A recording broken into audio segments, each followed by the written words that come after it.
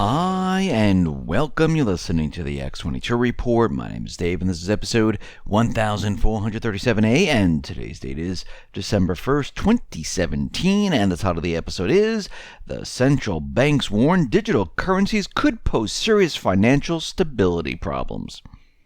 Now, before I get started, I just want to make an announcement. I uploaded an interview with Steve St. Angelo.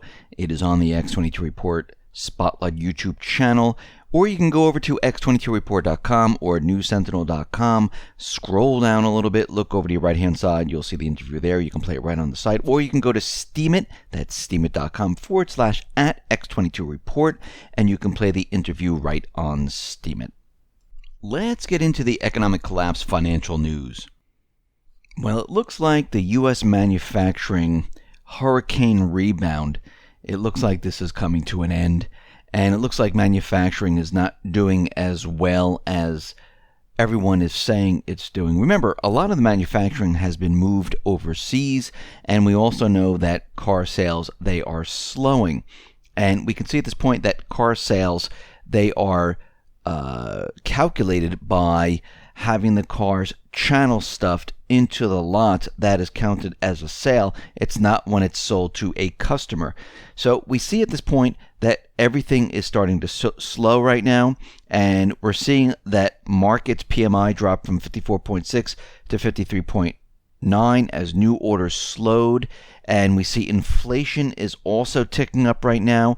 And at this point, what we're seeing is everything, well, it's starting to deteriorate just like we thought. Now, this temporary bump is all coming down right now, and as we head into 2018, we're going to start to see a lot of things completely fall apart, and there's going to be nothing that the central bank could do, there's going to be nothing that the government can do, because the real economy behind the scenes, and I'm talking about behind the manipulated stock market, the manipulated GDP numbers, the manipulated inflationary numbers, the manipulated unemployment numbers, the manipulated retail numbers, it's all falling apart. This is what they did back in 2006, 7, and 8, where they kept throwing manipulated numbers at us, and it wasn't as bad as it is today, but it was pretty darn bad, and it fell apart behind the scenes. We are seeing the same exact thing. Now, right now, we are on a bubble watch.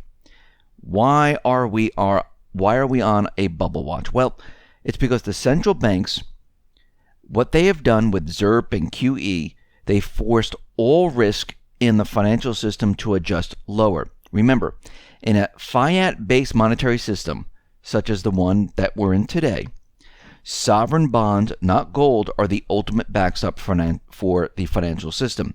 And for the U.S., which controls the reserve currency of the world, sovereign bonds, also called treasuries, represent the risk-free rate of return for the entire world. So when the Fed moved to corner the market, forcing the yields on these bonds to drop to all-time lows, it was effectively forcing all risk in the U.S. financial system to adjust to an abnormal risk profile. The Fed created a bubble in bonds, which in turn fueled a bubble in everything. And we mean everything. Corporate bonds, municipal bonds, stocks, even consumer credit. And we see 9 years into this crazy economy that they created, we're starting to see all of these bubbles. And what we're seeing is that there's a huge amount of margin debt, and it has reached levels greater than ever before. Now, what is margin debt? Well, margin debt is money that stock investors borrow in order to buy stocks.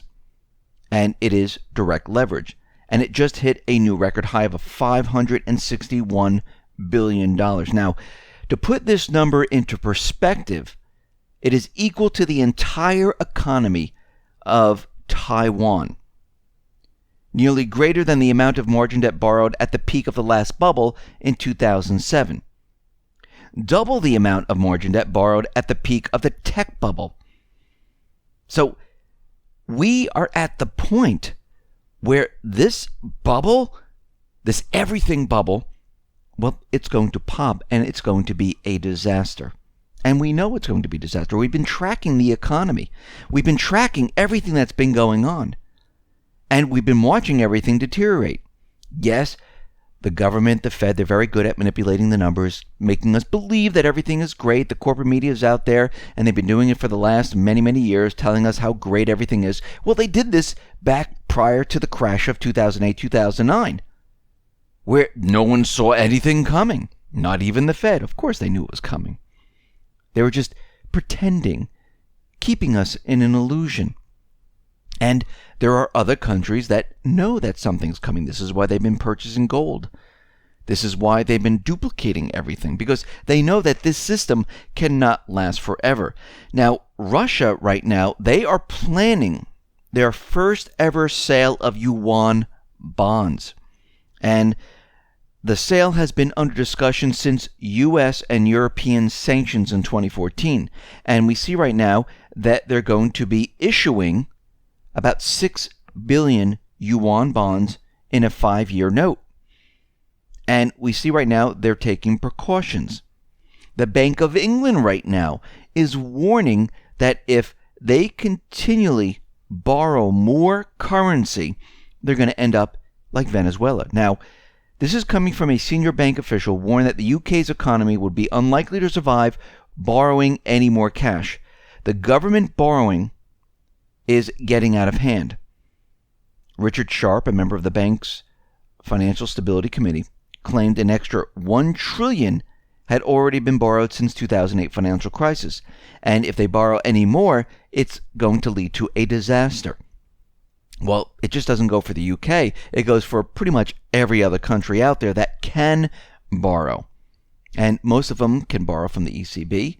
The United States has the ability to create their own currency, and of course then they have to borrow it from the Fed. And we see we're heading down a path where things are going to break apart and collapse because this debt cannot be sustained. Now, there's one thing that the central banks are very worried about. Actually, two. One, if the entire system collapses without some type of distraction and they're blamed for it, well, they're afraid of that. They're also afraid of another currency that competes against theirs. Because if they can't control countries with their currency by putting them into debt, well, they lost their control. And one of these things is called cryptocurrencies. We've all heard of it by now. Bitcoin, Litecoin, Ethereum, Dash, and there's many others. There's thousands.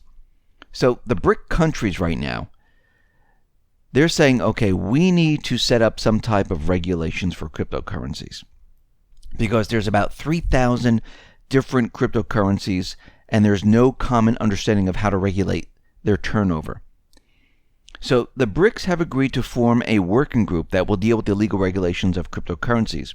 And they're creating an international working group that will develop a common approach to control cryptocurrencies. That's basically what they're saying because they want to tax the cryptocurrencies. Now, the question is, what is a cryptocurrency? Is it a service? Is it a means of payment? Is it a commodity? Everybody wants to use it, but the legal definition is really not clear right now. And I know the Fed is out there and the IRS is out there saying, no, this is a commodity. But other countries are saying, well, we don't know that this is actually a commodity. And the central banks right now, they're out there and they're warning, and the Fed is warning, that digital currencies could pose a serious financial stability issue. And what they're saying is that these digital currencies could overtake their currencies. And what's very interesting about the central banks, they're saying that, well, when you look at the cryptocurrencies, there's a lot of drawbacks. I mean, there's nothing backing it. These are just created out of thin air. Now, wait a minute. The central banks are saying that these are created out of thin air and there's nothing backing them? Isn't this what they do? I mean, think about what they're saying right now. And what they're really trying to say here is that they see that the growth of the cryptocurrency market is growing very, very quickly. And if it continues to grow like this and more people get involved with this and more countries look at this and the people say, you know something, we want to use this for payment, We want to use this for purchasing. We want to use this for everything, and we never have to transfer into the Federal Reserve note or the euro or anything like that. The central banks are then finished. This is why they're very afraid of it right now. It's almost like the cabal. When the internet was first born, they looked at it and said, this is going to be nothing. We don't have to worry about it. Well, the central banks, they realized what happened with the internet, and it turned out to be something that everyone can use, and everyone can use it to report on different news, and people can, tell different stories than what the establishment is reporting. The central banks are worried that this cryptocurrency, which is not controlled by a central bank right now, which is open and free, which people can go ahead and use it, and it has nothing to do with their currency. This is what they're most afraid of, and this is why they want regulations. This is why they want countries to place regulations on cryptocurrencies to say, it's illegal to do that. You have to pay taxes on that. Because if we use these cryptocurrencies and we bypass the central banking system, there's no reason to pay taxes. The only reason we pay taxes is to pay for the interest on the debt, because this is how their system is developed. So right now, they're very worried about this new currency system, and they're out there and they're actually saying that, yes, this is going to be a huge problem. And we can see right now, this is a chance for the world to move away from central banks. It's a chance for the world to say, something, we don't need you, because you create currency out of thin air, and we have a system that does the same exact thing. But guess what? The currency has no interest attached to it. We don't need to be taxed for it. And you can't put governments into debt and control them. So what's happening right now is we're going through this whole transition period. They're very nervous. They want to keep control. And they're going to be doing whatever they possibly can to control the crypto market. This is why the BRIC nations, this is why you're going to see the U.S. government and the rest, they're going to try to come up with some type of regulations to control this and to make sure that it is not used as currency or a form of payment or anything like that. Because if it is, the central banks are screwed. And they realize this. And this is why they're not going to let this happen. So the system is coming down. We could be getting into a completely different currency. And this is why we've been saying, have gold and silver. This protects your wealth. Have some cryptocurrency, because this might be the new currency that we're coming into. Have dollars on hand for inflation and to be used, as the system comes down, because that's the only type of currency that people really know about. Prepare with food and water, because we're heading down this path and things are about to change big time. Listen, everyone, thanks a lot for listening. Be well, be safe, and especially be prepared. Thanks a lot.